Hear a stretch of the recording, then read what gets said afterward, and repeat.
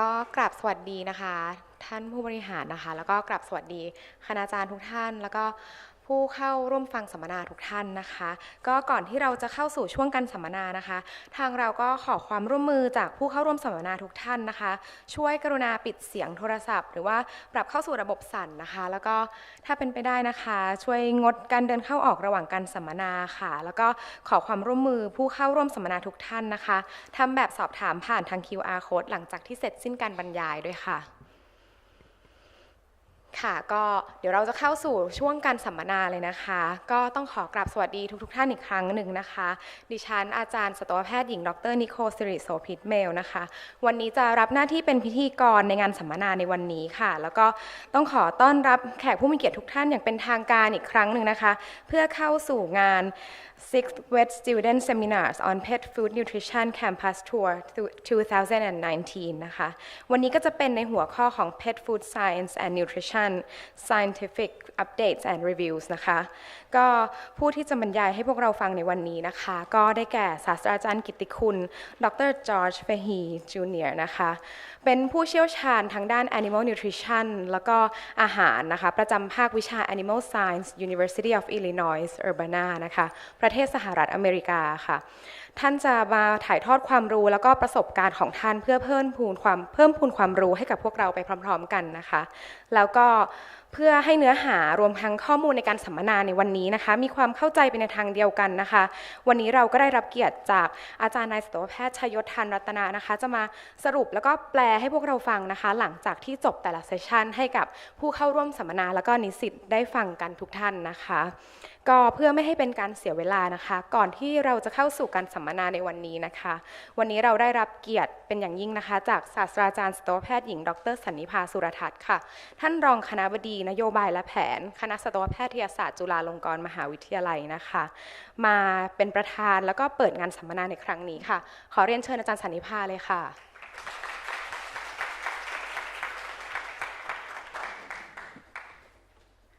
สวัสดีค่ะก็ขอต้อนรับนะคะทางผู้เข้าร่วมสัมมนาทุกท่านนะคะนิสิตน้องๆนะคะก็ทยอยเดินเข้ามาได้นะคะแล้วก็ต้องขอต้อนรับคณะทีมงานนะคะ Professor George and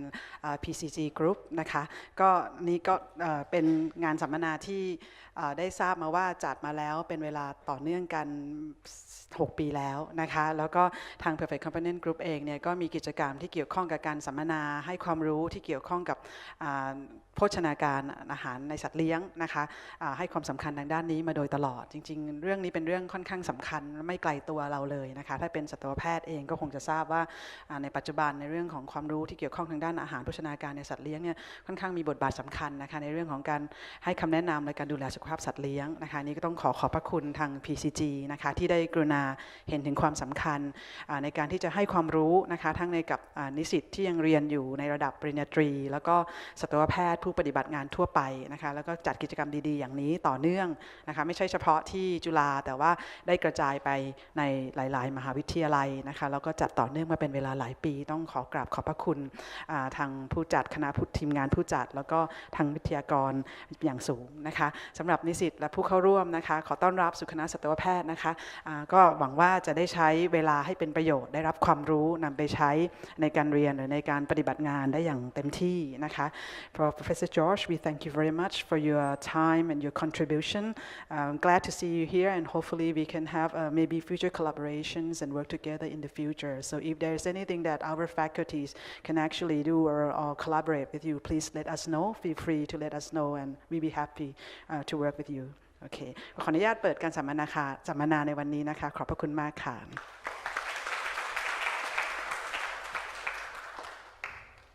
ค่ะก็ขอบพระคุณอาจารย์สันนิภาอีกครั้งหนึ่งนะคะแล้วก็ในสำหรับลำดับต่อไปนะคะก็ดิฉันขอเรียนเชิญนะคะศาสตราจารย์กิตติคุณดร. จอร์จ เฟฮีนะคะผู้เชี่ยวชาญทางด้าน Animal Nutrition และอาจารย์ประจำภาควิชา Animal Science University of Illinois Urbana นะคะมาร่วมแชร์ประสบการณ์ให้กับพวกเราทุกคนค่ะ So it's my pleasure now to give the stage to Dr. George Fehi, please.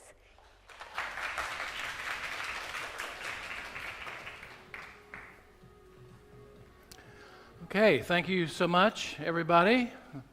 Good afternoon, ladies and gentlemen. Happy Valentine's Day. You notice I'm wearing the pink for Valentine's Day? See, perfect, right? It's a great day to be here, to have the school color on my chest. Well, it's very great pleasure to be back here. I've been here a time or two, and it's always enjoyable seeing all of you good people. I want to acknowledge the Perfect Companion Group for sponsoring this trip, Kun Pong Tep and all the people that we worked together a long time, and it's always enjoyable working with them and seeing them. So glad to be back in Thailand. Today we have 4 talks. All the information is in this blue book that you have in front of you, and so you can look at the slides later if you happen to miss a point or two. What we'll do is we'll have one talk, and then we'll have the outstanding translator here who's been doing this for a few times to sort of summarize the topic in Thai, and then we move on, and then we have a break after the second talk, and then 2 more talks after that. So we'll summarize after each one. So the obvious place to start is to talk about nutrition basics, dog and cat nutrition overview, to talk about some nutrition basics so that we sort of get on the same page. And we'll start by taking a look at the phylogeny of carnivores. The order Carnivora is pretty impressive when you take a look at it. It contains the dog and the cat, but it also has the bear, the raccoon, weasel, mongoose, hyena. In point of fact, there are 7 families, 92 genera, and 240 species in that order Carnivora. In the Canidae family, which is the dog, 36 species of dogs and wolves, coyotes, jackals, and foxes. And in the cat family, the Felidae family, there's 37 species of cats. So a lot of animals represented in this order Carnivora. As far as anatomy is concerned, carnivores have a lower number of teeth than herbivores. They have a lower number, or they lack molars entirely. And they do have, though, the presence of large canine teeth, which you can see here. This distinguishes them from other species. They also have the presence of these carnassial teeth. These are the ones that are right here. Those are like scissors, and the reason that they are there is that over time the carnivore has needed to hunt prey. It's needed to slice meat, slice muscle so that it could get its food, and so it's adapted to that sort of a tooth structure. The dogs have 42 teeth, 20 in the upper jaw and 22 in the lower jaw, and they have 2 canines on the upper and 2 in the lower. The cat has just 30 teeth, but it also has 2 canines in the upper jaw and 2 in the lower jaw, 16 in the upper and 14 in the lower. So you can see here the kind of unattractive structure of the mouth of the cat, but very effective in terms of what it has to do to, or it had to do in the past to get its food. Salivary secretion is important in the dog and the cat. Saliva is secreted by 4 pairs of salivary glands, the composition of which will vary among the glands. It will vary because the food, the moisture content of the food, will affect the amount of saliva that is secreted and its composition. Saliva lacks alpha amylase, so no carbohydrate is digested in the mouth of the dog or the cat. The dog is particularly important to have adequate salivary secretion for the dog because it's important in evaporative cooling. The parotid gland of the dog actually secretes saliva at 10 times the rate of the human. And this is because the animal does not sweat, and so it has to allow heat to dissipate in some manner. And any of you that had a large dog that salivates all the time and drools and had to clean up after that know what I'm talking about. There's a lot of saliva secreted by some of these dogs. Just a little bit of information about the GI tract. For the dog, The Canidae, this is an omnivorous species. It's not a carnivorous species. It's an omnivorous species. It has a very simple stomach, which you see here. 60% of the digestive capacity is here. The intestinal length is 5 times the body length. This is shown here. The small intestine makes up about 85% of the length of the intestine. The large intestine, which is shown here, makes up only about 15%. And there's a very small rudimentary cecum that's part of this GI structure. It has no function to amount to anything. And unlike most species, there's a straight tubular colon. It's unsaculated. Most animals have a saculated colon, and dogs and cats do not. It's unsaculated. But housed in that colon is a very active microbiota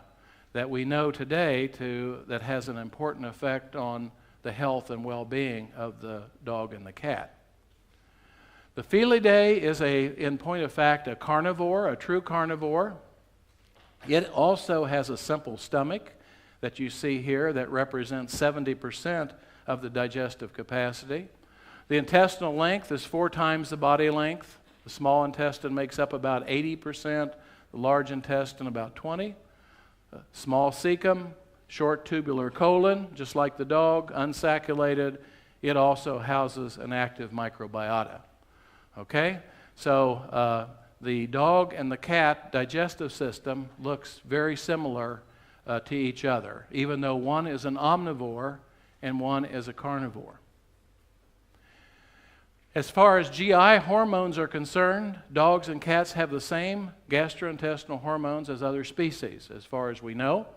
And there's little known about the impact of nutrition on the gastrointestinal hormone function. But we believe it to be about the same as the other animals. All right, so let's move into the nutrition basics and talk about nutrients per se, and the best way to start here is to actually define what is a nutrient. And a nutrient is a chemical that an organism needs to live and grow. Okay, so in other words, for an organism to grow, these nutrients are essential, potentially. Or it's a substance used in an organism's metabolism that must be taken in from its environment. So regardless of whether it's just a chemical or whether it's kind of an intermediate in metabolism, it must be taken in from its environment. Nutrients are either essential or non-essential. Essential nutrients are actually required in the diet. The body can't synthesize adequate amounts of these. So we have to have these in the diet for the animal to thrive. Or nutrients are non-essential, where they may be present in dietary ingredients that are part of the complete diet, but if they're missing, the body can synthesize that nutrient from some other component. So essential or non-essential, those are the 2 categories of nutrients. How do we express nutrient requirements? If we're wanting to know what is the iodine requirement or the arginine requirement, how do we express that? Well, there are 4 terms that we need to understand. We need to understand what is meant by minimal requirement. Minimal requirement is the lowest amount that's necessary to support a certain physiological state. The minimum amount necessary to support a physiological state. Adequate intake is the amount presumed to sustain a life stage. Life stage being like a kitten or an adult or a geriatric or a gestating animal. Okay? That's the adequate intake. Recommended allowance is the amount or concentration in a diet that supports a physiological state. So it's very similar to adequate intake. And it's the most common term that we use in terms of describing nutrient requirements. And then the safe upper limit. This is the maximal concentration, not associated with adverse effects. Okay? So we have the minimal amount, the maximal amount, and then the recommended amount. Okay? We kind of want to stay away from this, and we want to stay away from that. That's just too close to causing a problem. So recommended allowance is where we try to, that's the area that we try to work in when we develop diets. Now requirements, defining nutrient requirements is quite a science. A lot of people have devoted their life, their working life, to defining nutrient requirements. But nutrient requirements are not easy to define because there are so many things that affect the nutrient requirement. For example, the species. Is it a dog? Is it a cat? Is it a big dog or a little dog? All this makes a difference. The age of the animal, the nutrient requirements vary with age, weight, activity level, life stage, and health condition. So anybody that sets out to determine nutrient requirements has to recognize that it's a moving target, to say the least, because all of these will impact what that final value will be. Okay, the nutrients are summarized here in one simple slide. They're water, protein, carbohydrate, fat, minerals and vitamins, and energy. Those are what we think of as the nutrients that are of importance. So let's start off and talk about each one very quickly. One is water. Water is the most important nutrient. Sometimes people don't think of water as a nutrient, but it really is the most important nutrient. Dogs can live for weeks without any food whatsoever, but if we restrict water for even up to a matter of hours in certain environmental conditions, like very hot weather, then the animal will get sick and die. So water is very essential. And the water needs to be clean. It needs to be available ad libitum to the animal, and it must be clean for proper nutriture of the animal. What affects water intake? The moisture content of the food. If the animal's eating, let's say, a wet food, then the wet food has 80% water in it, about 80%. So it's getting a lot of water just by eating the food. If the animal's eating a dry kibble, which is only 10% moisture, then it needs to drink more water. Metabolic water produced during digestion. You've studied biochemistry. You know that water evolves from certain metabolic pathways. And so that will affect how much water actually needs to be consumed. Sometimes there's more metabolic water available to the animal than in other instances. Environmental conditions. If it's hot like it is here in Bangkok, then the dog and the cat need more water. If it's a cold environment, they tend to drink less water. How much salt is in the diet? If there's a lot of salt, then sometimes the animal will want to drink more. It becomes more thirsty. If they exercise, let's say it's a working dog, then they will drink more water. Metabolic demands like lactation.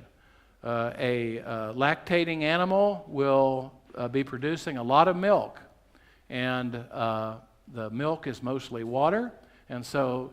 she needs to drink a lot of water to maintain her milk production.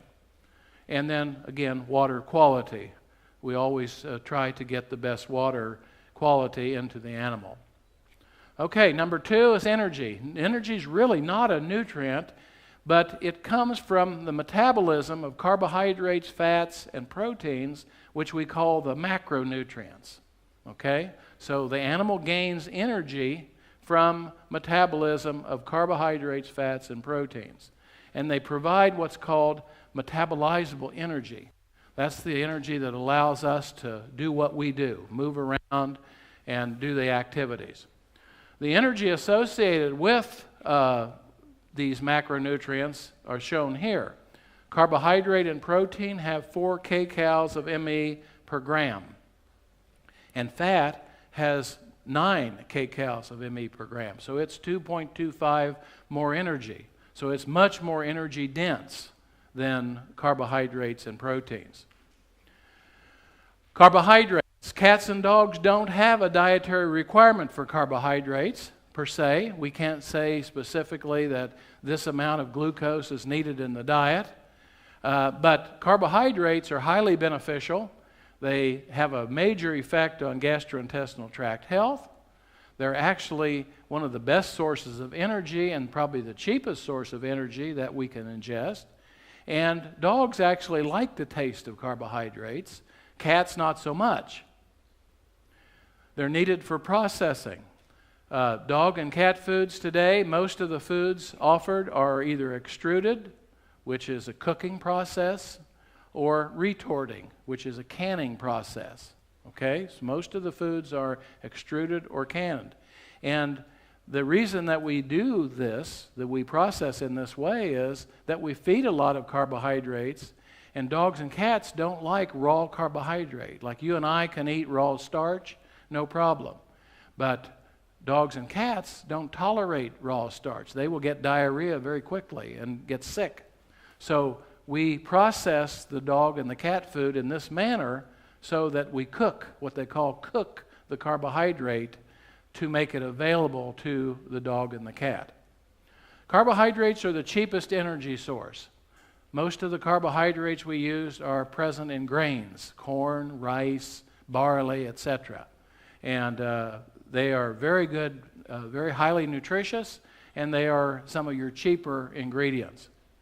That doesn't mean they're bad, it just means that they cost less because of the availability. And we need to remember that certain tissues actually require glucose, like our brain, our central nervous system, lactating mammary gland requires glucose. So the best way that you can get glucose is to feed carbohydrate.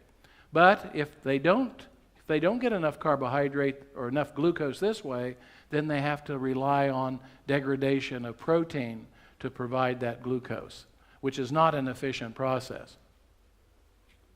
Again, categorization of carbohydrates, there's non-structural carbohydrates and structural. The non-structural would be the sugars like sucrose and lactose, the small molecular weight sugars. Oligosaccharides like fructans and raffinose and stachyose that are present in soybeans. And then we have this whole area of starches that come from grains. Structural carbohydrates represent the dietary fibers that we'll talk about in just a minute. Okay, where do we actually find most of the starch? Well, we find it in grains like corn and rice. Wheat is very high in starch. Potatoes, another excellent source of starch. Today, we know that legumes, while we usually think of them as being protein ingredients, they have a lot of starch as well. So peas, for example, and beans would have quite a bit of starch. And then other grains that are grown in select parts of the world, like sorghum, would also have high starch. What happens to starch when it is consumed? Starch is broken down very quickly to glucose, the individual monomer glucose, and that glucose will go to energy. So if we need energy, we have a readily available source by eating carbohydrate. What if we have too much glucose? Where does that go? That goes to fat. So we eat too much carbohydrate, we get fat, right? If we overdo it. So we hope that most of the carbohydrate, most of the glucose would go to energy and not to fat, because we don't need that to happen. Raw starch is not well digested. I mentioned the extrusion process cooks the starch, and it makes it readily digested by the enzymes in the small intestine. So starch is pretty much 100% digestible if it's cooked properly. If the grain is cooked properly, starch is well over 95% digestible, very close to 100 in many cases. What about these dietary fibers as a certain category of carbohydrate? Well, there are several that we use in pet foods. We use a lot of beet pulp. There's several fibers that can be found in corn fiber itself, corn bran, corn gluten feed, all are high fiber foods. Wheat bran and wheat middlings are used in pet animal nutrition. We even use cellulose from grasses and from wood. We use soybean hulls as a byproduct of the soybean meal industry, and peanut hulls. All of these have been used. Plus there's several others, but these are just examples of dietary fibers. What are some properties? Well, the enzymes produced by our GI tract, by our small intestine, they cannot digest fibers. So fiber, where does it go? It goes into the large bowel that I showed you with the first few slides. It goes into the large intestine. And once it's there, There's a very active microbiota in the large intestine that processes that fiber and actually ferments it to like short-chain fatty acids, useful end products that can be used by the animal that are healthful for the animal. So carbohydrates are either used in the small intestine or they're used in the large intestine by totally different processes, but they are all utilized. The benefits of fiber is that they maintain normal GI tract function. They maintain peristalsis, and with the right sort of diet matrix, they result in good stool quality. For the pet, that's really important because you and I, as pet owners, we have to deal with the feces all the time, whether it's a cat or a dog. And so we know what good stool quality looks like. We know what diarrhea looks like. We know what a constipated animal would suffer. So the fiber maintains a good stool quality. The fermentation results in short-chain fatty acids that serve as a fuel for the intestinal cells. And that's a very important role there. And then thirdly, fiber is used to modulate the intestinal microbiota towards a more healthful population. In our GI tract, we have good bugs and bad bugs as a matter of routine. And we want those bad bugs to be suppressed. We want the healthful ones to be quite active. And so feeding fiber will generally result in a more healthful population. It doesn't get rid of the bad bugs, but it does suppress their activity. And so the chance of us or our pet getting sick is less as a result of that. Okay, the next category would be dietary fats, and a number of fats are used in the pet food industry. Poultry fat is very, very popular because it's very good quality, number one. A lot of them are good quality, but they're also very tasty. They serve as a palatant, if you will. So they serve a double role. Lard, fish oil. Fish oil is used for the omega-3s. Flaxseed oil is also used for the omega-3s. Corn oil and choice white grease, all of these we find in various formulas that we feed to our pets. As I mentioned, fat is a high energy density product, 9 kcal per gram. So that's one thing. We get a lot of energy from fat. But fat has a number of other important roles. It carries the fat-soluble vitamins A, D, E, and K. So when we ingest these vitamins, they have to go to different parts of our body. And that means they're lipophilic. That means they have to be soluble in fat. And we rely on fat to get these guys carried to the right place. Then there's some fatty acids that are essential. And we'll speak about that in just a second. And finally,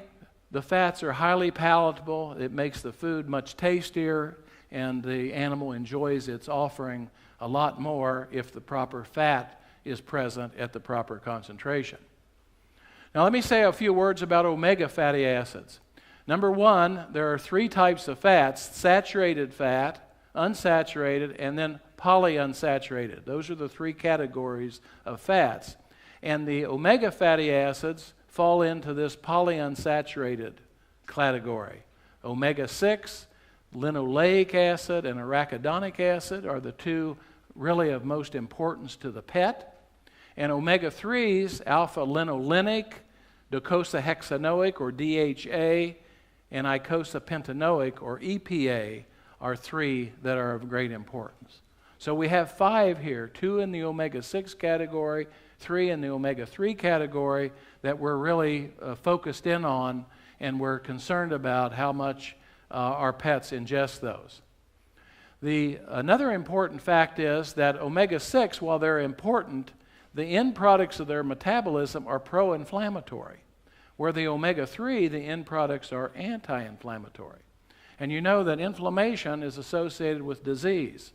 Almost every disease has an inflammation component.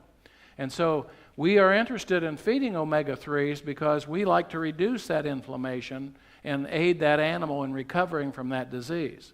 Now again, that's not to say these are bad. Actually, we need these. But we need these to help us help our pets stay in a healthy condition. Essential fatty acids, linoleic acid is an omega-6. Alpha-linolenic is an omega-3. And the cat is a unique animal in metabolizing these because the cat lacks the enzyme to synthesize arachidonic acid from linoleic acid, okay? The cat cannot make arachidonic acid from linoleic, so the cat requires arachidonic acid in the diet. And arachidonic acid is present only in animal fats, thus making the cat a true carnivore because it has to have animal fat to survive because it needs the arachidonic acid. Other species don't. The dog does not. So that differentiates the cat from the dog in one way. Now, one thing we do have to worry about, though, with fat is that it's so easily degraded. As the number of double bonds in the fat increases, so does the potential for lipid oxidation and rancidity. So we're always concerned about rancidity of the fat in a diet matrix. We are in human foods and we are in pet foods as well. What about rancidity? Well, it decreases palatability. No animal likes rancid fat.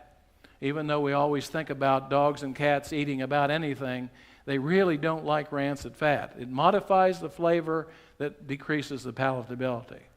The more important thing, though, is it destroys the fat-soluble vitamins. So all at once now we have a problem in the vitamin nutrition area because the rancidity or the rancid process has destroyed our fat-soluble vitamins. It also forms toxic compounds, certain aldehydes and ketones, which are even potential carcinogens. So rancidity is something we want to avoid at all costs. And so in the pet food industry today, we are really interested in these antioxidants, both synthetic and natural antioxidants, because it's very necessary that they be in the food to preserve the fat, because we feed a fair amount of fat to our dogs and cats. Usually the value is somewhere in the mid-teens, 15%, 17%. So that's a lot of fat, and that has to be taken care of by introducing the antioxidants in there. All right, proteins. Proteins are nothing more than a chain of various amino acids. And an amino acid is a compound that has an amino group on one end and a carboxylic acid group on another end. Now, protein, we always talk about protein, but it's really not protein that's important. It's the amino acids that make up the protein that are important. And there are 10 essential amino acids, and they have a lot of uses in the body. They are used for synthesis of tissue like muscle. Proteins are enzymes, or enzymes are proteins, neurotransmitters, immune system components, some hormones, carriers, receptors. All of these are protein in nature. So protein really, it makes up a lot of the body structure of animals and humans. Amino acid requirements, then, is a very interesting area of study. Again, a lot of people, a lot of nutritionists have devoted a lot of their effort towards defining these for all kinds of species. But again, it's not easy to do because amino acid requirements are dependent upon a lot of things like the amino acid content and balance of an ingredient, the digestibility of the dietary amino acid. It's not 100%. We have to know what it is. How the amino acid relates to the amount of energy that's ingested. This protein energy ratio is somewhat telling at times as we study these things. The nutritional status of the animal, the feeding pattern, the age, growth rate, reproductive status, all of this enters into what an amino acid requirement is. So as you might guess, we have amino acid requirements for animals at various physiological states. Cats require more crude protein than do dogs. If you take a look at your bag of food that you feed to your cat, you'll see that the crude protein concentration is pretty high. And the reason is that the cat is a very unusual creature in that you can feed it protein all day, and you can feed a lot of protein, but cats never shut off catabolism of protein. In other words, they're always breaking the protein down. Once you and I get enough protein, the catabolism stops, but not with the cat. The cat is continually catabolizing the protein.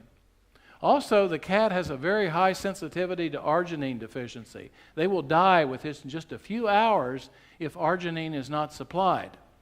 And that's not a practical problem because almost all natural proteins contain arginine, but it is a big problem when you have a cat that won't eat.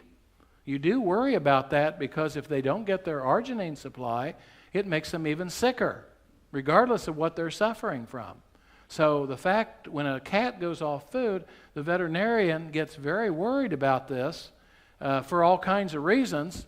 Probably this would not be the highest one on their list, but it should be because that animal can become very much sicker very fast if it doesn't get the arginine. Cats also require this amino acid called taurine, and we also believe that large breed dogs require taurine today. It's required for vision, reproduction, heart function. It's one of the most abundant free amino acids in the body. It's only found in animal tissue again, so taurine is, its relationship with cats is important.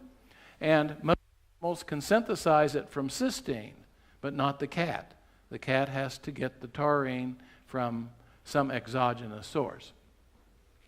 There's no taurine in plant material at all, but in meats we find all kinds of taurine present. Grain-based foods are deficient in taurine unless supplemented. So people that feed cats dog food, big mistake,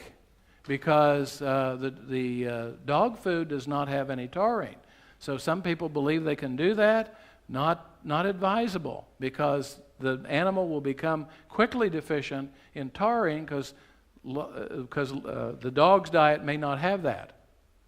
No matter the protein source, canned diets need synthetic supplemental taurine. We always add 0.2% taurine to our canned diets because the retorting or the cooking process destroys a lot of the taurine that's present in the food, and so we want to be sure that there's enough for the animal, and so we always supplement it with 0.2%. Even though there's a lot of meat in the canned diet, we don't rely on that because we don't know how much of that is destroyed. A taurine deficiency looks like this. There could be a reproductive problem, anestrus, abortions, neonatal death. Blindness can result because of retinal failure. But probably the one we're most concerned about is dilated cardiomyopathy, because dilated cardiomyopathy, which is a condition where there's decreased heart muscle function, is a chronic progressive disease that cannot be stopped and will result in death. So if an animal develops DCM, then it's almost impossible to reverse it, and there's no real cure for it. So just a taurine deficiency will result in this problem right here that is a serious issue. What are the protein sources that are available to the industry? Well, there's a lot of these. I've just mentioned a few. They can be in the animal category or the plant category. Animal source egg is almost the perfect protein. It has the perfect amino acid balance. But that's expensive to put a lot of egg into pet food, so we use meat and bone meal, chicken meal, fish meal, chicken byproduct meal, and a whole bunch of others. We have a lot of protein sources. On the plant side, corn gluten meal, soybean meal, grains contain some protein. So there's no shortage of protein, even though we're always looking for novel protein sources that we can use in the pet food industry. What is the likelihood of a protein deficiency occurring? Well, it's very unlikely. The owner could select a very low quality diet where the bioavailability of amino acids is low, but all diets have to be complete and balanced. So even your most economical diet will be complete and balanced, and you don't have to worry about that. Where you do have to worry about it is where the owner feeds a maintenance diet when the pet needs more nutrients, like if it's gestating or lactating or working. So if they are doing this, they need a diet that addresses those issues, not just a maintenance diet that may be a little short in protein. This is not so common here at all. Okay, vitamins, water-soluble vitamins are C and the B complex. These are needed for metabolism throughout the body from head to toe, and they aren't stored. You can't have an excess of these or can't have really a toxic situation, because if you eat a lot more of vitamin C or B complex, all you have is expensive urine. The material, the excess goes out into the urine. This is not the situation with the fat-soluble vitamins, because they have very specific roles. Vitamin A is used for vision and reproduction. Vitamin D for calcium metabolism. Vitamin E is a very strong antioxidant. Vitamin K is used for blood clotting. And we need to know and we need to provide what the animal needs, not a big excess, because if they're stored, they're toxic. So we don't want to overfeed any of these, because we can result in a toxic situation to the animal. So these are of no problem here, but the fat-soluble vitamins, we have to be a lot more precise about supplying those. What happens to these? Well, vitamin A, for most animals, it's synthesized from a precursor called beta-carotene, which is the yellow pigment that we find in the vegetables that we eat. Vitamin D is synthesized from cholesterol on the skin by going out into the sunlight, and so the active form is formed on the skin and meets the requirement. Niacin is synthesized from the amino acid tryptophan. But the cat, it doesn't follow, it didn't get the message. It's very different. Beta-carotene found in vegetables. Retinol is the active form of vitamin A, is found just in animal tissues. The cat is a true carnivore, so the cat needs to ingest preformed vitamin A that's found in animal fats and animal liver. Okay? So it cannot convert beta-carotene to retinol. It has to have the retinol provided to it. Vitamin D, both dogs and cats need to ingest vitamin D preformed, because taking the dog or the cat out into the sunlight does not allow for the synthesis of the vitamin D, the active form of vitamin D. There are enzymes that divert those precursors to something else, and so that's the case there. And then for niacin, most animals can synthesize niacin from tryptophan. Cats lack the necessary enzymes, so the cats require preformed niacin. And niacin is in almost everything, so not really a practical concern, but we need to be aware of that. So the cat is different than the dog in so many ways. Minerals, the macro minerals are here, and the micro minerals are listed here. Calcium, phosphorus, magnesium, sulfur, potassium, chloride, and sodium are the macro minerals. Copper, cobalt, manganese, iron, zinc, selenium, iodine, and molybdenum are the micro minerals. Now, it would take us all day and part of tomorrow to talk about all of these in depth, but I'm going to mention just two. Calcium. Nearly all dog diets have sufficient calcium. We can make sure of that. We have a very good source in calcium carbonate and some other minerals. But an excess can imbalance diets and cause severe metabolic problems. So calcium can result in a situation like this. Is this an excess or a deficiency of calcium? You see this dog here with the splayed legs. You see this dog here with and this is irreversible, so that dog is just ruined. Is that an excess or deficiency? That's an excess. They fed about twice as much calcium as they needed, and this is a large breed dog, and so bone metabolism is all messed up. So you can really mess an animal up by feeding too much of certain minerals. And then the other minerals I want to mention are sodium and chloride, which is the salt. And the question is, might commercial pet foods contain too much salt? That's an issue that a lot of people are worried about. A lot of people have hypertension. A lot of pet parents have hypertension. They worry, does my dog have too much or have hypertension? And when they see the salt labeled put on the bag, they go, oh my gosh, they're feeding the dog salt. Is this an issue? Well, salt is sodium chloride. In its pure form, it consists of about 61% chloride and 39% sodium. Both are essential nutrients, and the amount in the diet influences human health for sure. Blood pressure, cardiovascular problems. If a human eats too much salt, it's related back to these. So a physician usually prescribes, there are a lot of us on blood pressure medicine. It's for various reasons, but salt is believed to be one of the problems. Now we know very well the sodium and chloride requirements. This is the sodium requirement, and this is for dogs and for cats. The National Research Council publication in the U.S. divides that into the puppy or kitten, gestation and lactation, and adult maintenance. The AFCO, which is the Association of American Feed Control Officials, divides has the growth and reproduction and adult maintenance categories here. But let me just show you the bottom line here. The requirements range between 0.068%, which is for the cat at maintenance, up to 0.3%, which is for the dog at growth and that's growing or reproducing. And then the other values are in between. And we have good evidence that these values are fine. Chloride, the value is 0.096 at the low end. That's for the cat at maintenance, and 0.45 for the dog that's reproducing or growing. Okay? So we have good numbers for this. We know how much to supply. So let's translate that into something practical. So how much salt is added to the formula? Well, usually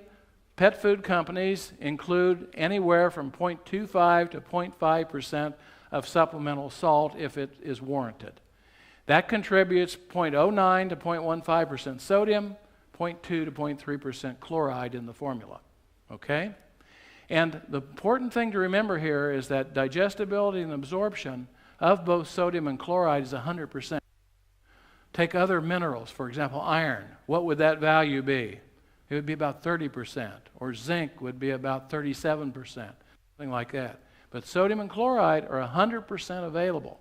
And so that's one of the major differences that occurs in the minerals. Problems and concerns associated with the presence of dietary salt. Some people worry about negative potassium balance. Salt will influence the potassium balance. Yes, it does, but you need to feed 2% sodium, which is so off the range that it's ridiculous. So yeah, it will affect potassium balance, but if you add just about anything, it will affect potassium balance. Feed 2% sodium. Hypertension. This is the big issue with pet parents. And there's no strong evidence that increased dietary sodium increases the risk of hypertension in dogs or cats. Matter of fact, in healthy cats, varying dietary sodium levels did not show a correlation with blood pressure, and you can see quite a few studies cited here to prove that fact. So the current recommendation for hypertensive dogs and cats is to avoid high dietary sodium chloride intake, but make no specific effort to restrict it. Because we do have dogs and cats that are hypertensive, but it has nothing to do with the amount of salt, or very little to do with the amount of salt. Heart disease, there's many studies that have been done. Most are confounded by dietary and lifestyle changes, as well as changes in sodium intake, and there's no major relationship established by these investigators have looked at that fairly in depth. Renal function is the last one. Many dogs and cats with renal failure do have hypertension, and there's been concerns that salt could worsen that condition. But the major issue is with low, not high sodium intakes. In one study that was done, they fed a cat on a low sodium diet, 9 milligrams of sodium chloride per kilogram, and it developed hyperkalemia, which is low blood potassium, which is a risk factor for renal injury. So it's on the low side. High dietary sodium chloride is not harmful to renal health. So might commercial pet foods be too salty? Very unlikely. Salt designation on the ingredient panel does not mean that the diet has excess salt. It just means that the formulation is trying to meet the requirements. Pets do not rely on salt as a seasoning. Salt is added to pet foods to meet the requirements sodium and chloride. That's why it's present if it's listed on the table. So, the take-home message is that optimal nutrition is based on a delicate balance among ingredients that supply nutrients. Dogs and cats must be fed nutrients to cover their needs, to be sure, and those needs are very different for the dog as compared with the cat. Okay? So, thank you.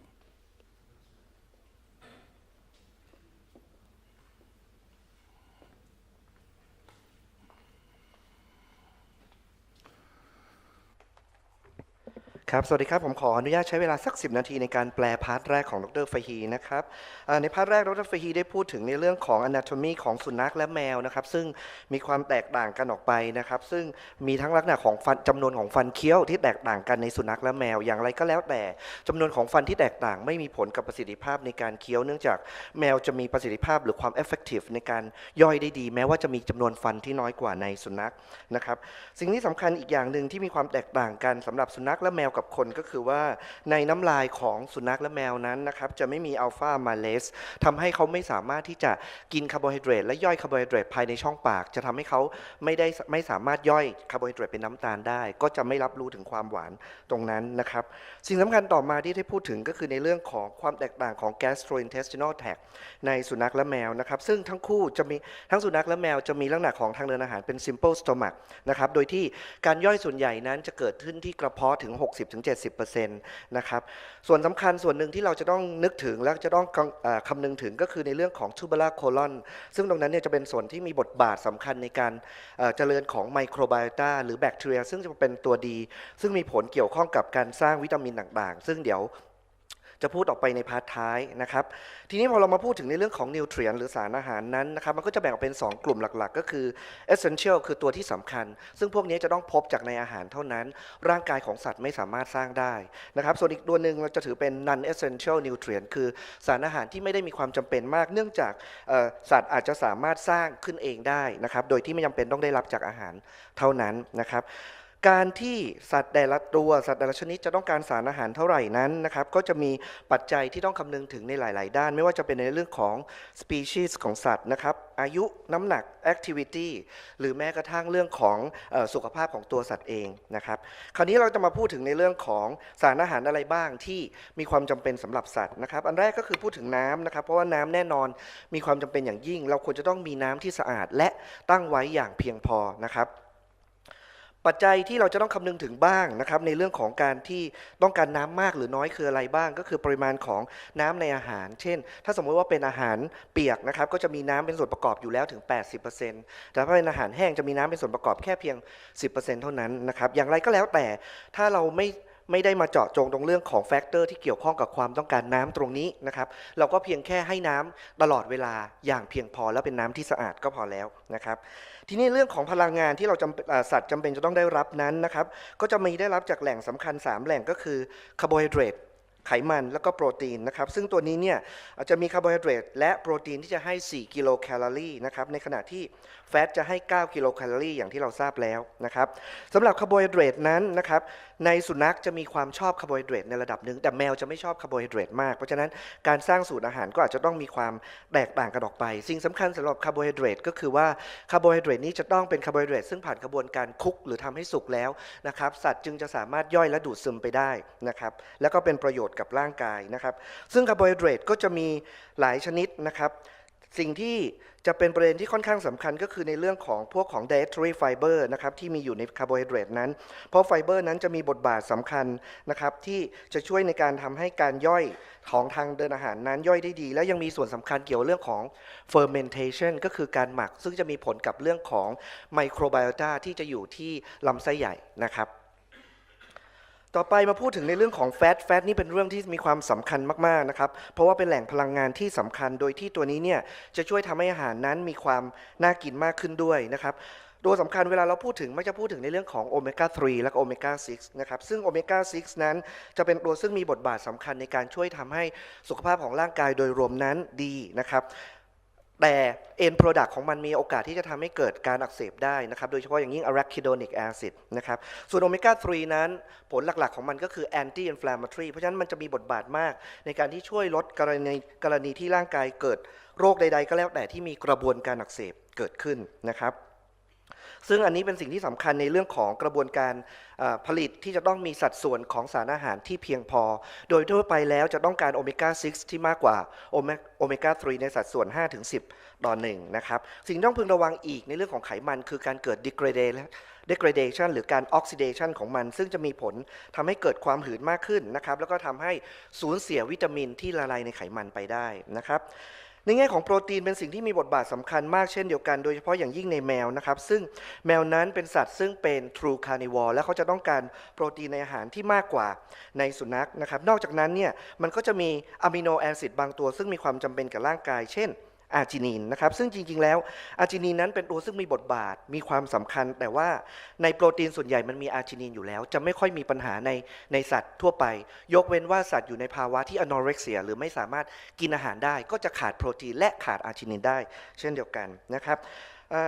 ทอรีนนะครับเป็นตัวหนึ่งนะครับเป็นอะมิโนแอซิดอีกตัวหนึ่งซึ่งมีบทบาทสำคัญเกี่ยวข้องทั้งในเรื่องของวิชั่นแล้วก็โรคหัวใจนะครับเพราะฉะนั้นเนี่ย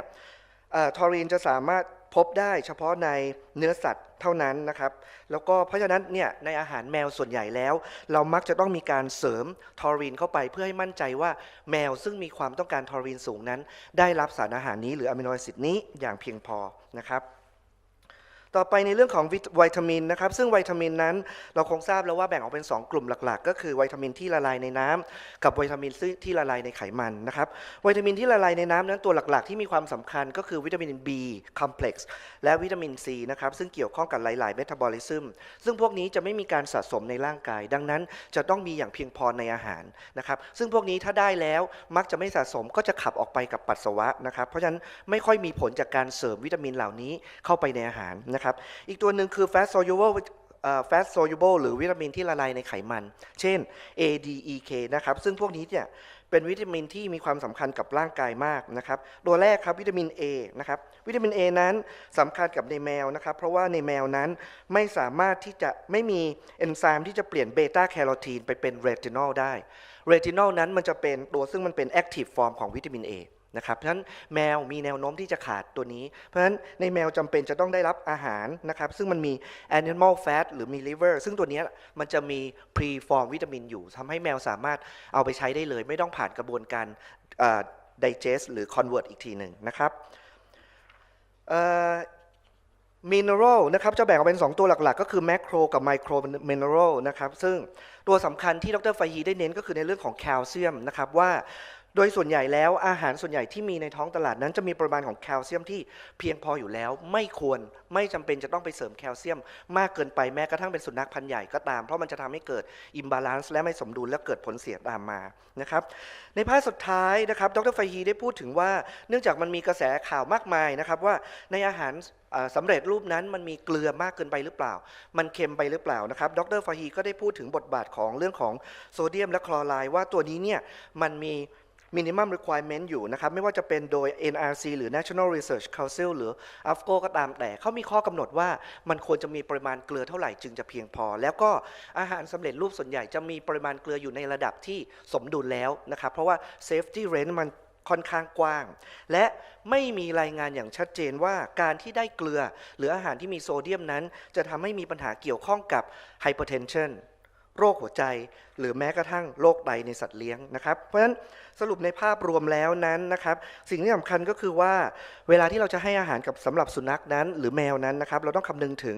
optimum nutrition ว่าจะต้องมีระดับที่เพียงพอและต้องมั่นใจว่าสุนัขและแมวนั้นสามารถมี intake คือสามารถกินอาหารนั้นเข้าไปได้แล้วก็เราอาจจะต้องนึกถึงในเรื่องของ life stage หรือช่วงอายุของสุนัขและแมวต่างๆซึ่งอาจจะมีความจำเป็นหรือความต้องการสารอาหารที่แตกต่างกันไปนะครับขอบคุณครับ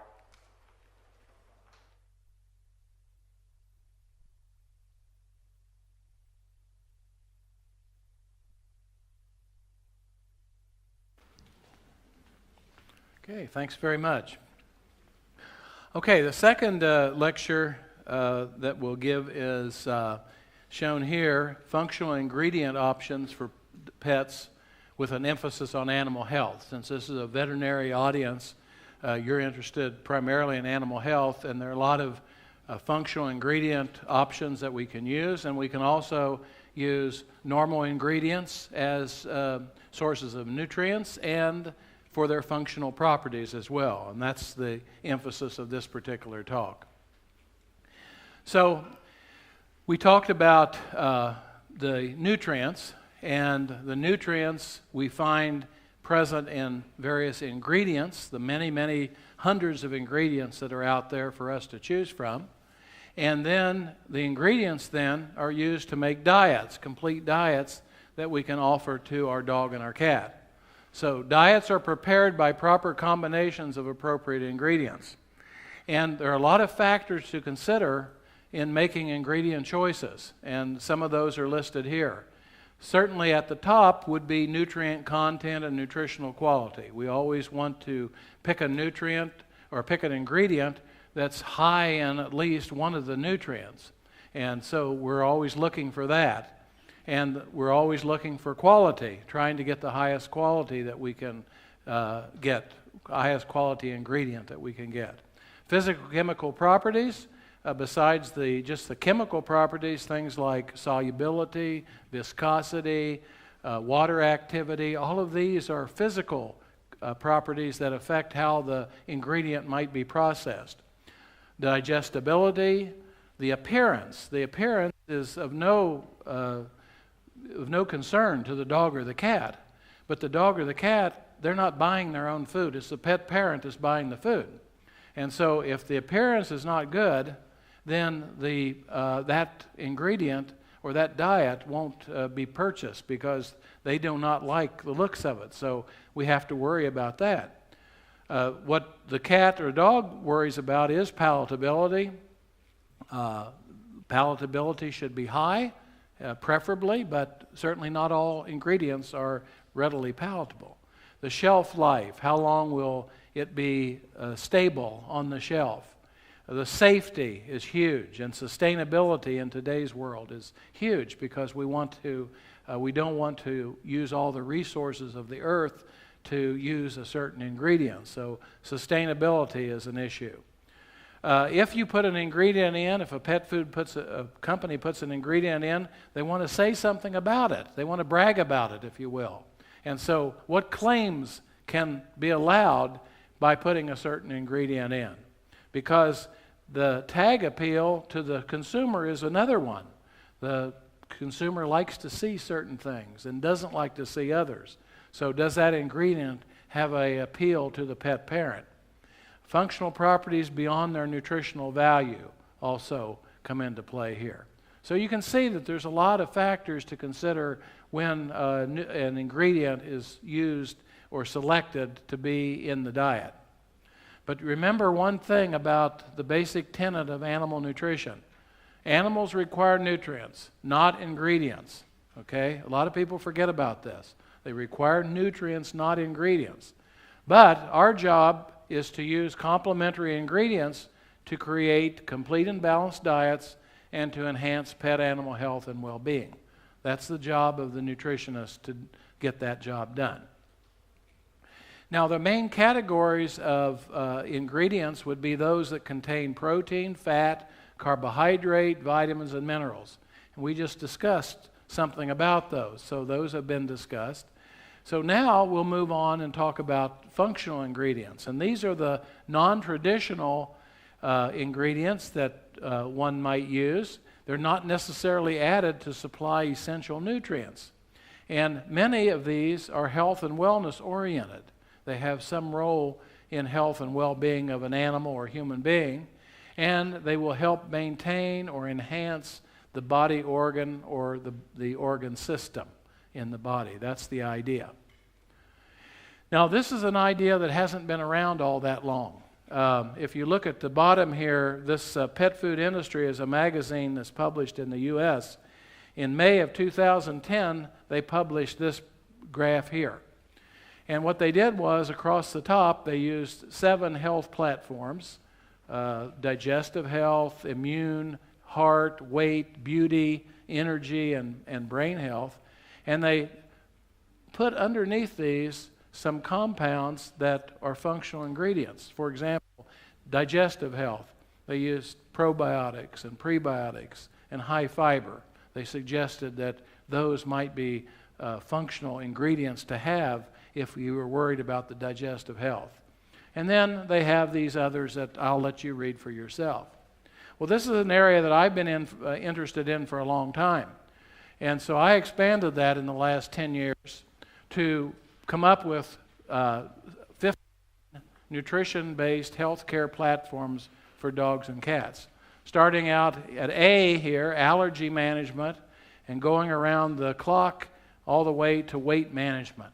with bone and joint, cardiac, digestive, immune, etc. in here. And so the idea here is to develop portfolios that talk about nutrients and functional ingredients that contain certain compounds that will enhance actions that might prevent the animal from experiencing these, or if they are experiencing these, they might ameliorate the issue. They might ameliorate at least the problem. So when we consider the use of functional ingredients, we have to again ask ourselves a lot of questions. We would like to have evidence-based nutrition, meaning we'd like to have some publications in the scientific literature that tell us, oh yes, this does work, and this is the level at which it works, and this is what we can expect. And certainly that we would love to have that for everything. Unfortunately, we don't have all that.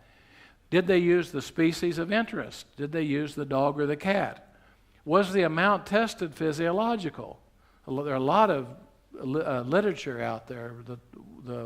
The journals are full of papers, great papers, but they tested levels or concentrations that were unphysiological. Okay? And so the results that you get, you can't do anything with because they fed 10 times the amount that really would be tolerable by the animal. So that's an issue. We ask the question whether it's in the natural ingredient form or is it some kind of isolate, or do we have to add it as some kind of a supplement? And what's the effective dose? What's the price? Because sometimes this stuff gets very pricey and you have to wonder what the cost-benefit ratio is. And then with functional ingredients, sometimes this causes a regulatory nightmare. Structure function claims are difficult to make,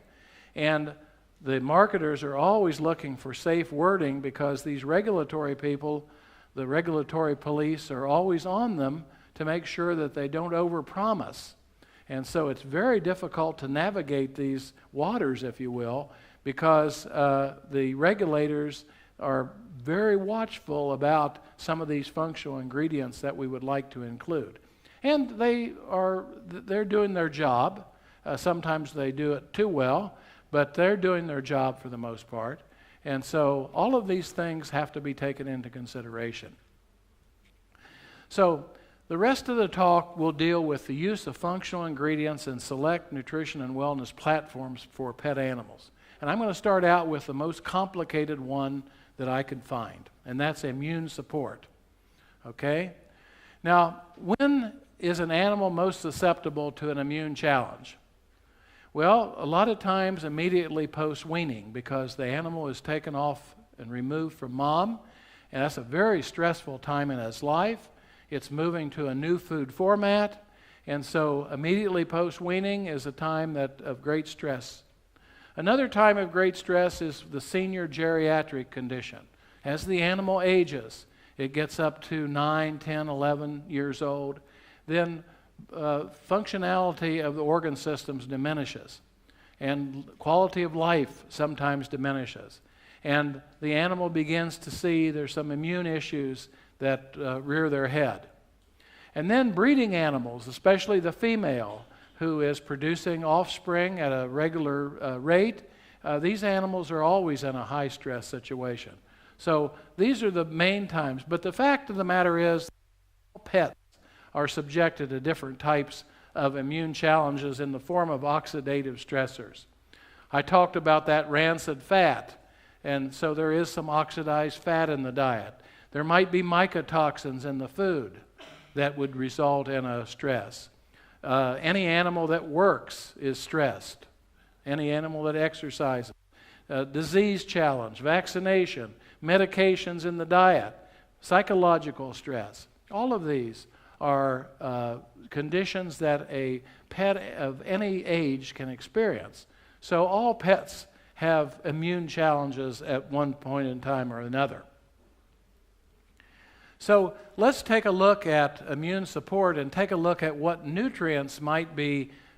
able to be modified to make for a better immune support system, okay? So now we're talking about nutrients not as necessarily supplying essential components, but as helping the immune system of the body.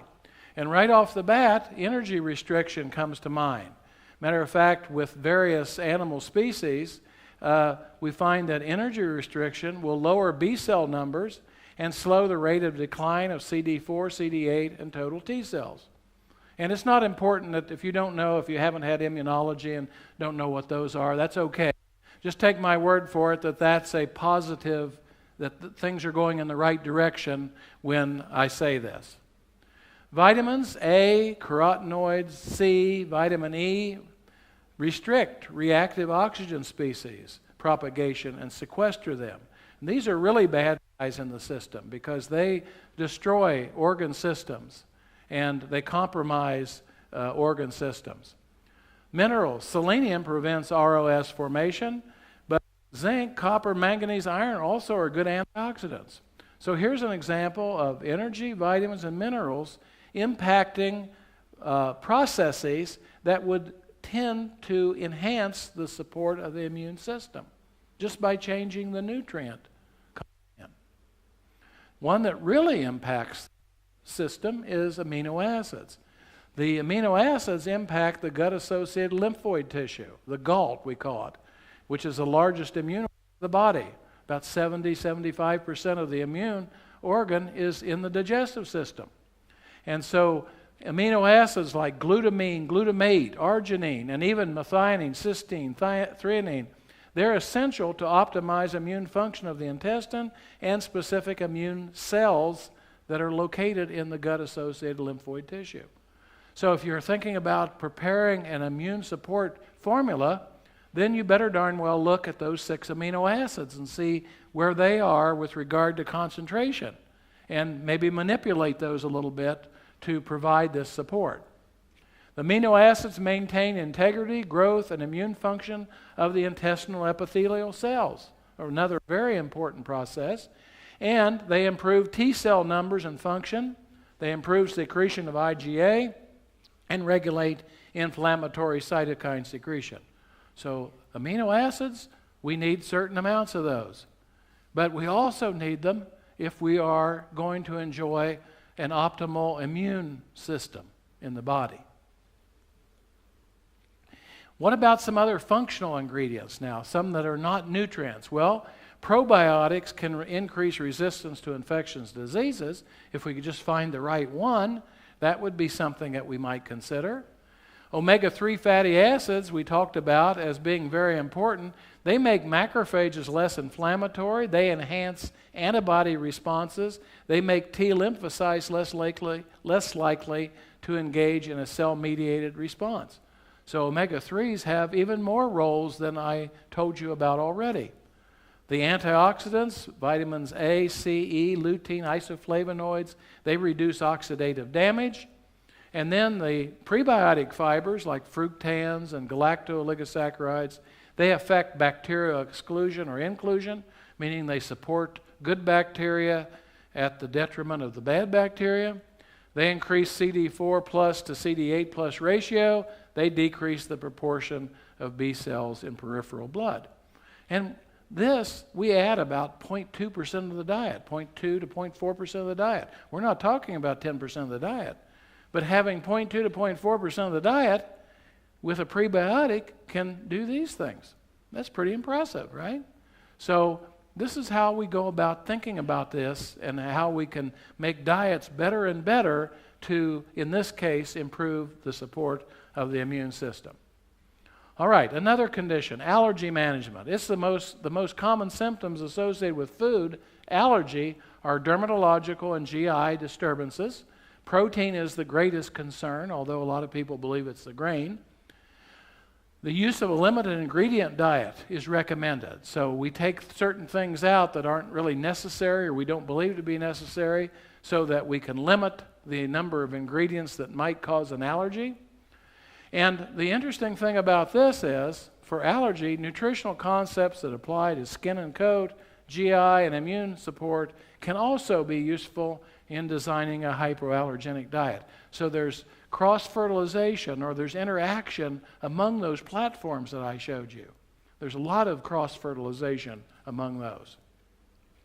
Purebred dogs are most susceptible to food allergies, like the Boxer, Collie, German Shepherd, as an example. So, from a nutrient standpoint, what might we do? Well, from the protein standpoint, instead of feeding intact proteins, maybe we want to use an animal protein hydrolysate, which is a big protein that's been hydrolyzed down to a small protein, a protein that's too small to cause an allergic reaction. That's one strategy. We also might get rid of our chicken and our beef and our normal protein sources and use duck or rabbit or venison. Or we might use more egg because very few allergic responses occur due to egg. Carbohydrates, there's some support for the fact that gluten-free grains might be better, but that's kind of iffy, but should be included here on the list. And then for fats, omega-3 fatty acids and gamma-linolenic acid are really important in terms of helping allergy management. And then we want to pay close attention to the ratio of omega-6 to omega-3. We want to tighten that up a little bit if we're thinking about managing allergies. And minerals and vitamins, they're not so involved. Adequate intakes, of course, high bioavailability would be good, but nothing particularly comes up in that regard. But with functional ingredients, prebiotics and probiotics, again, come to mind. They anti-allergenic as they can alter antigenic properties of allergens by proteolysis. These are the probiotics that would do that. They can change the pattern of cytokine secretion. They can stimulate IgA secretion. A prebiotic does that. They can very effective in restoring gut permeability, which is a big problem. That's how the allergen got in the first place. And so they can help restore that gut permeability. Some work has been done with green tea and ginger, which suppress cytokine secretion. Some work with grapeseed extract, which is anti-inflammatory. Okay? So you get the notion here that you can use some of the nutrients as functional ingredients, and then you can use some specific functional ingredients. An area that has really gotten a lot of attention in recent years is cognitive function. That also includes behavioral management and aggression. The times when dietary manipulation of cognitive function may be most useful is immediately post-weaning, when you have a new puppy that you want to be smart instead of dumb, and so you might think, well, what can I do to improve its smartness, if you will? Or when we get to be senior in geriatrics, we get less smart and we'd like to stay smarter for longer, and so these two areas are where we might focus our attention if we are thinking about cognitive function. But again, all animals, we want to have high cognitive function. So, for the nutrients, cognitive function, protein, lower concentrations of protein are linked to less territorial aggression. There's some good data on that. And increased concentrations of branched-chain amino acids and lower concentrations of tryptophan are associated with increased cognitive function. There's been studies that show that that's the case. So we might want to consider that in manipulation a little bit. Fat, omega-3s again. Omega-3 is a recurring story. They are just fantastic. They help prevent neuroinflammation that decreases cognition and will alter behavior. And then we have this type of fat called a medium-chain triglyceride that provides a substrate for ketone production. And ketones are an alternative source of energy for the brain age decreases brain glucose metabolism. So attention, memory, spatial learning, and trainability of senior dogs has been shown to be enhanced by inclusion of medium-chain triglycerides as a part of the total package of fat that you would add to the diet. And then vitamins C and E scavenge free radicals, so there's less oxidative damage. B complex and folic acid preserve gray matter and cerebral function. So again, some interesting responses. Not all of this data has been collected in dogs and cats. You have to look at human literature, you have to look at pig literature, rodent literature to see what is being done, but it gives you a clue as to what you might expect with the dog and the cat. Functional ingredients for cognition. L-carnitine is an antioxidative, has antioxidative properties.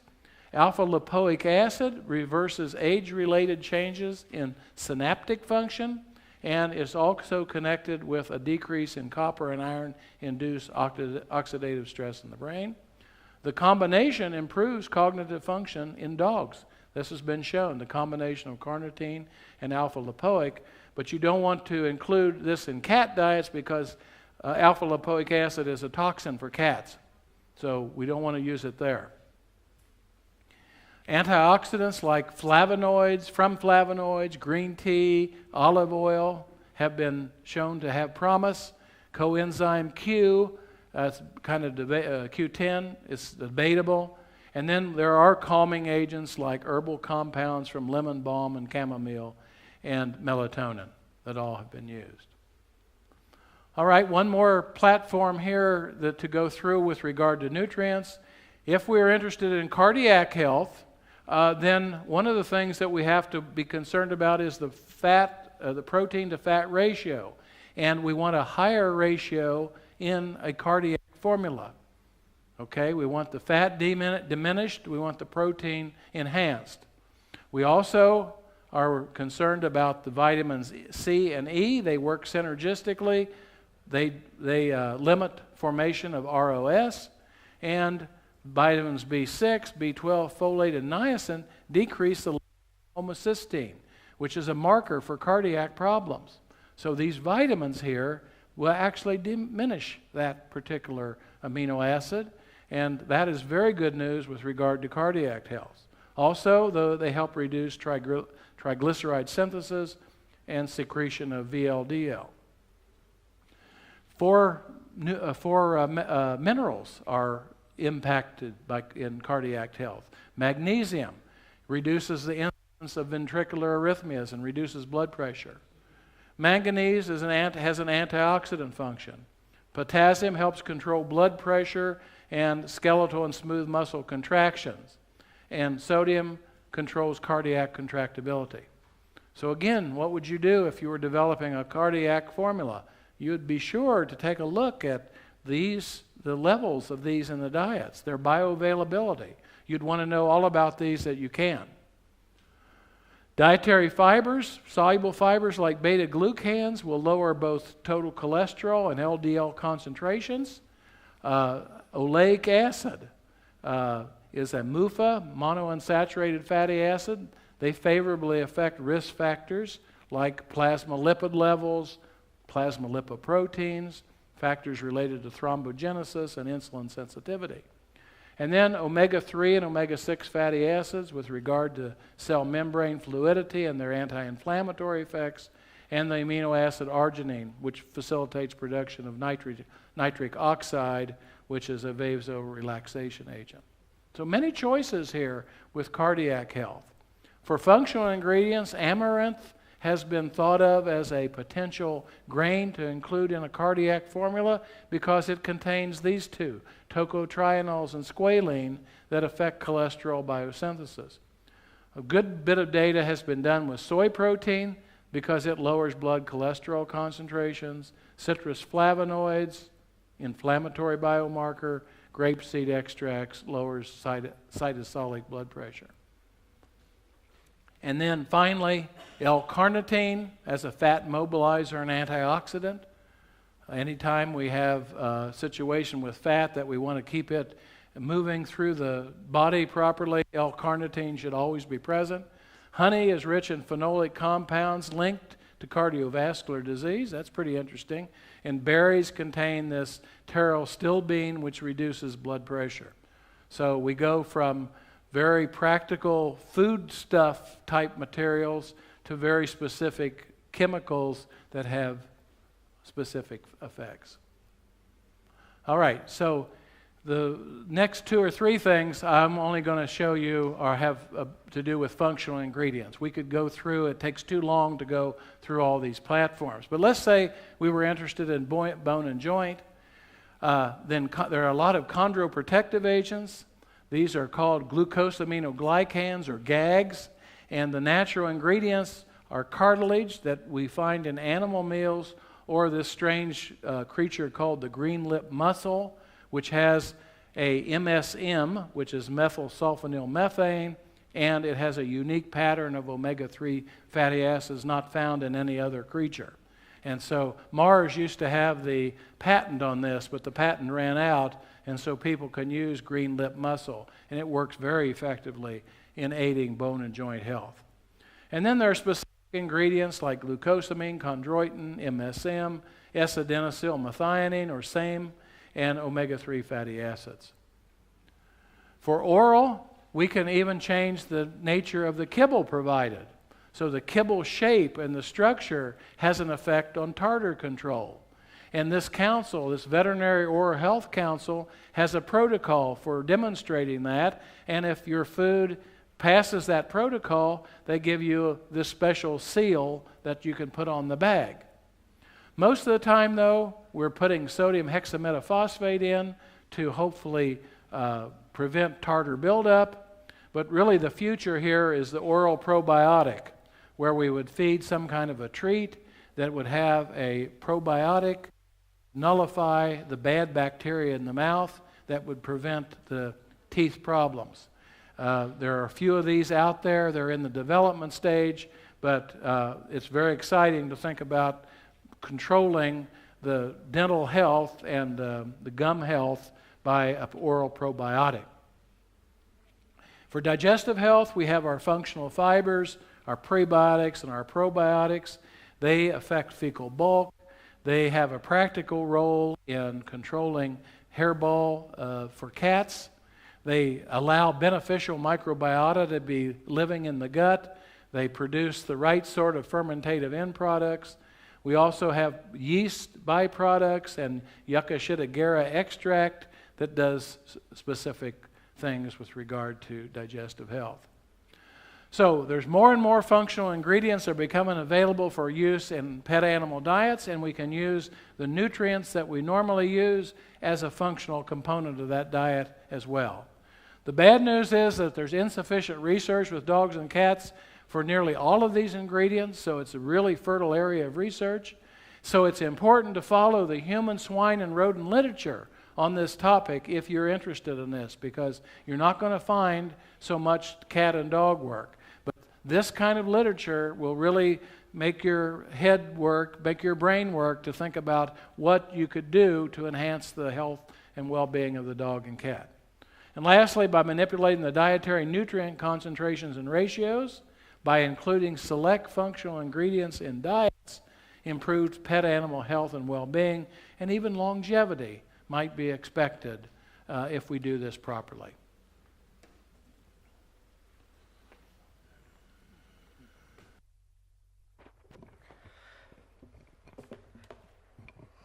ครับสำหรับในพาร์ทนี้ผมเชื่อว่าเป็นสิ่งที่น่าสนใจมากๆสำหรับเราทุกคนไม่ว่าจะเป็นคนไม่ว่าจะเป็นสัตว์เลี้ยงของเรานะครับเพราะว่าปัจจุบันเนี่ยเรื่องที่ดร.ไฟฮีได้เพิ่งจะเล่าให้เราฟังไปเมื่อสักครู่นั้นเป็นเรื่องซึ่งกำลังฮอตกำลังฮิตในปัจจุบันมากนะครับก็คือเรื่องของ functional ingredient ก็คือการที่เรามีสารอาหารบางอย่างซึ่งเราจะใส่เข้ามาในอาหารเพื่อหวังผลว่าสารอาหารนั้นจะสามารถไปช่วยเพื่อวัตถุประสงค์ใดๆวัตถุประสงค์หนึ่งนะครับซึ่งการที่เขาจะใส่อะไรเข้าไปในสารอาหารนั้นแน่นอนว่าก็ยังคงต้องคำนึงถึงหลายๆแฟกเตอร์ที่เกี่ยวข้องไม่ว่าจะเป็นเรื่องของสารอาหารในเบื้องต้นนะครับ shelf life safety นะครับหรืออะไรก็ตามแต่นะครับแต่สิ่งที่สำคัญที่เขาจะต้องเตือนเราไว้ก็คือว่าเวลาเราพูดถึง ingredient สิ่งที่สำคัญคือสัตว์ต้องการ nutrient ก็คือต้องการสารอาหารไม่ได้ต้องการว่ามีนิวเทรียนชนิดไหนมีอินกรีเดียนอะไรไม่จำเป็นต้องเป็นแหล่งของอาหารที่ไฮโซแพงหรือเลิศเลออะไรนะครับขอให้สารอาหารแต่ละชนิดนั้นครบถ้วนสมบูรณ์และเพียงพอก็ใช้ได้แล้วนะครับทีนี้ในเรื่องของ functional ingredient ตัวนี้เนี่ยจริงๆแล้วเนี่ยมันไม่ใช่สิ่งทั่วไปที่จะใส่ไปในอาหารหลักนะครับแต่ว่าจากการที่มันมีการศึกษาและมีความต้องการที่เราจะต้องการโปรโมทหรือใช้ในการรักษาบางอย่างโดยเฉพาะเจาะจงจึงได้มีการเติมสารอาหารนี้เข้าไปนะครับซึ่งจากที่ปัจจุบันนั้นก็มีการเอามาใช้ในหลายๆด้านนะครับไม่ว่าจะเป็นในด้านของการควบคุมน้ำหนักนะครับหรือลดความอ้วนเกี่ยวกับเรื่องของภูมิแพ้เกี่ยวกับเรื่องของสุขภาพของกระดูกและช่องปากเรื่องของหัวใจนะครับรวมทั้งเรื่องของระบบสมองนะครับซึ่งก็จะมีหลายๆเรื่องมาเกี่ยวข้องนะครับอย่างแรกคือสิ่งที่เราต้องนึกก่อนและต้องเข้าใจก็คือว่าเวลาที่เราจะมาใช้พวกนี้เนี่ยมันจะมีลักษณะของข้อมูลได้หลากหลายมากที่จะมาใช้บางข้อมูลนั้นเป็นข้อมูลที่ผ่านการศึกษาทดลองแล้วมีการ publish ออกมาอย่างชัดเจนอันนี้ก็จะเป็นข้อมูลที่เชื่อถือได้มากหน่อยแต่บางข้อมูลนั้นเนี่ยยังไม่ได้มีการ publish ออกมาเพราะฉะนั้นเนี่ยเราก็ต้องพึงระวังในการศึกษาแล้วก็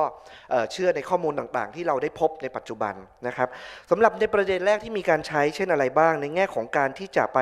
กระตุ้นภูมิคุ้มกันของร่างกายนะครับซึ่งอันนี้เป็นสิ่งที่สำคัญเพราะว่าจะมีสัตว์ในช่วงบางอายุนะครับหรือบางคอนดิชันที่อาจจะเสี่ยงต่อการที่ภูมิคุ้มกันจะต่ำและก็ง่ายต่อการติดเชื้อหรือป่วยได้ง่ายมากขึ้น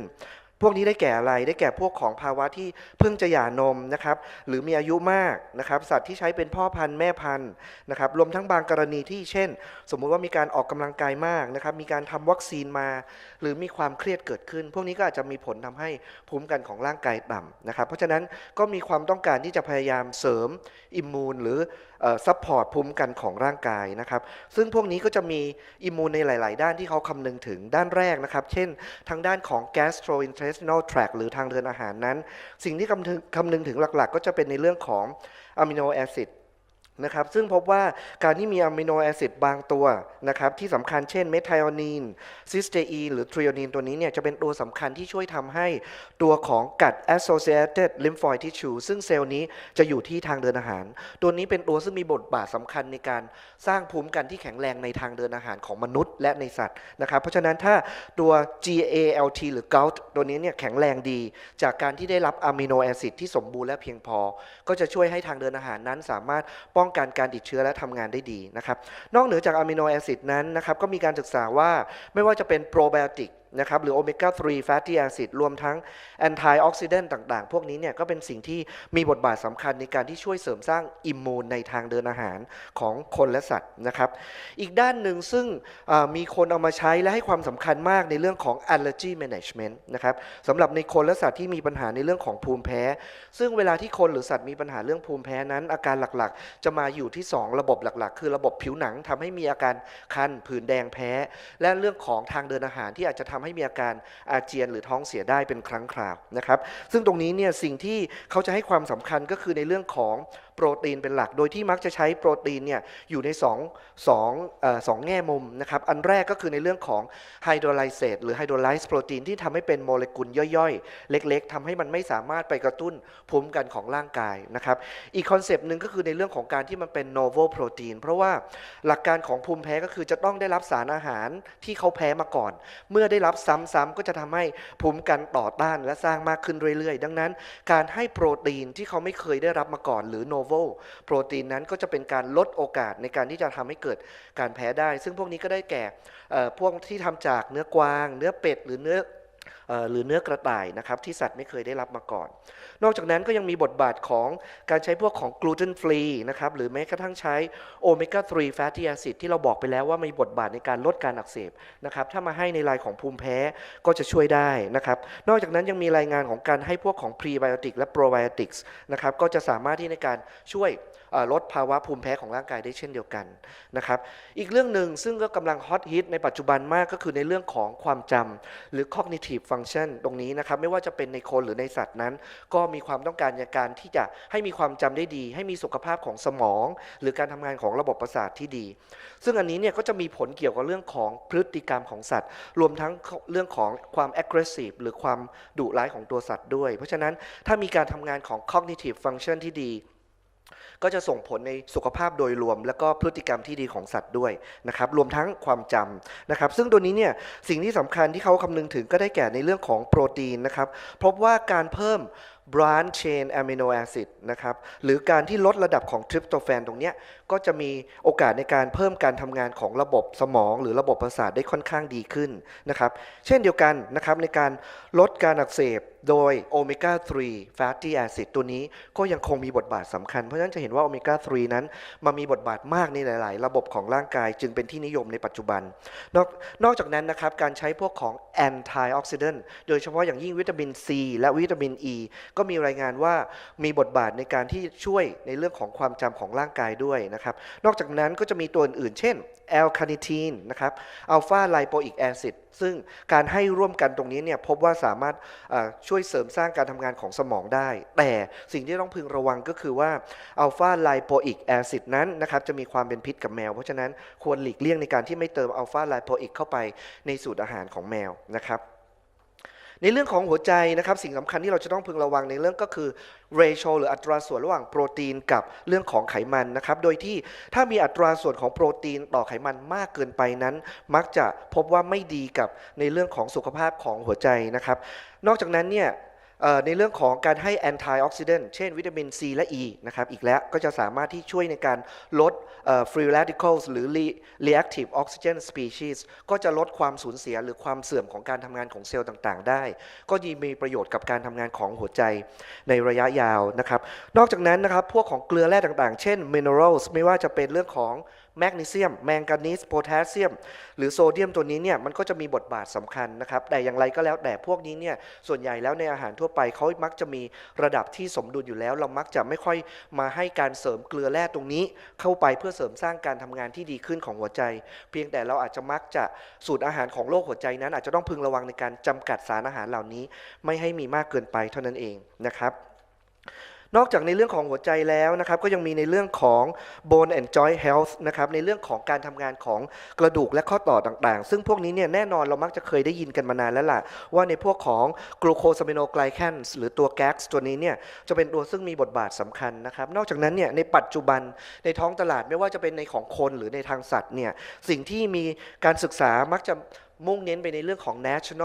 natural ingredient หรือผลิตภัณฑ์จากธรรมชาติซึ่งก็พบว่าพวกของ green lip mussel นะครับหรือหอยแมงผู้นิวซีแลนด์ตัวนี้เนี่ยก็เป็นตัวหนึ่งที่มีสารสกัดเป็นโอเมก้า 3 ซึ่งคุณภาพสูงและมาใช้เยอะในการเสริมสร้างสุขภาพของกระดูกและข้อต่อนะครับ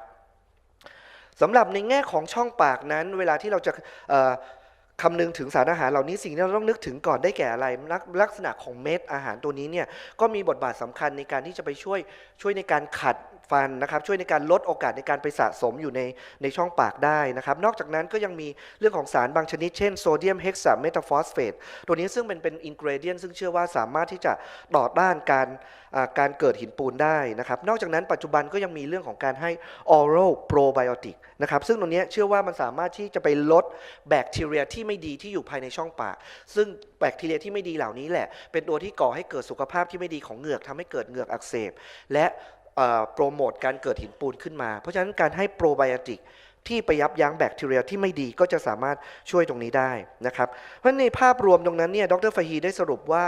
ปัจจุบันได้มันมีเรื่องของการใช้สารอาหารตรงนี้เพื่อมาวัตถุประสงค์ใดก็ได้แต่ในการเสริมสร้างสุขภาพขึ้นมาเพราะฉะนั้นตัวนี้เนี่ยในปัจจุบันในสุนัขและแมวนั้นยังไม่ได้มีการศึกษาอย่างมากมายนักนะครับการศึกษาหลักๆจะเป็นเรื่องของการศึกษาในคนหรือในสุกรหรือภายในโรเดนที่ใช้เป็น experimental model อย่างไรก็แล้วแต่เราอาจจะต้องศึกษาจากตรงนั้นแล้วก็มา adapt ใช้สำหรับในชีวิตประจำวันนะครับเพื่อที่จะหวังผลในแง่ที่จะให้ส่งเสริมสุขภาพในด้านใดด้านหนึ่งที่เราต้องการและเพื่อให้มีคุณภาพชีวิตที่ดีในระยะยาวครับ